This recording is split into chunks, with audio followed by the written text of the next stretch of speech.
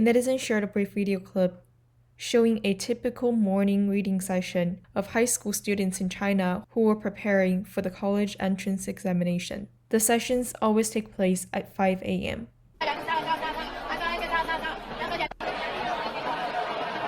A netizen shared that according to Chinese media, Lu Xiaoming, a member of the National Committee of the Chinese People's Political Consultative Conference, who is also the Deputy Dean of the Law School of Guangdong University of Finance and Economics, suggested that the legal marriage age be lowered to 18 years old.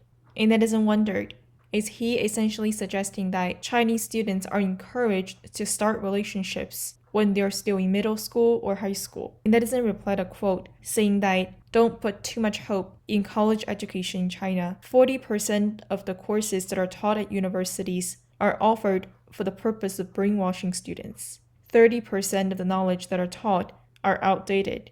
The rest of the 30% may be of value, but the way that these knowledge are taught may not be scientific. This netizen strongly agreed with a quote from Yu Minghong, also known as Michael Yu, who is the founder and president of New Oriental Education and Technology Group, also known as the richest teacher in China and godfather of English training. He once said, "There is no need of learning knowledge while you are still in college. You should strive to make friends, be in a relationship, read some books, save some money, train to get a strong body. The day that you walk out of college, everything you've done should be irrelevant to what college really exists for." A netizen replied saying that the real issues facing Chinese colleges and universities are that schools have been commercialized and have essentially become corporations rather than mere educational institutions. School administrative officials have turned into merchants as well as officials, but not teachers or professors,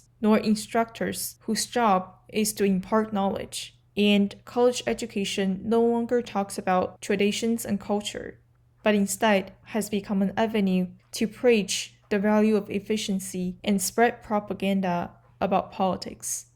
A netizen shared that, according to Chinese media reports, 800,000 international students from China returned for job opportunities, but they've been facing serious issues in relation to the job market, one of which is the salary offers they received were much less than previous years. According to an investigation conducted in China, over the past year, more than 800,000 international students from China came back to their home countries to seek work. This number has increased by 70% comparing with the year before. This has resulted in great pressure in the job market in China. A netizen shared that a 50-year-old writer who has been working in Beijing for 20 years shared that his son, who recently graduated from college, has started to do the same work that he has been doing. He shared that his son was a very hardworking student whose grades have earned him many certificates, and he is also frugal. He is 25 years old this year. He followed his father's footsteps and started to do the same delivery work as he has done, because up until this point, he still has not been able to find a job. Even though this was not at all his father's intent, it is unfortunate that there was nothing they can do in the face of reality. A netizen replied saying that, to some extent, his experience proved that academic credentials and qualifications have been greatly devaluated. A netizen replied, their experience is also a manifestation of class rigidity.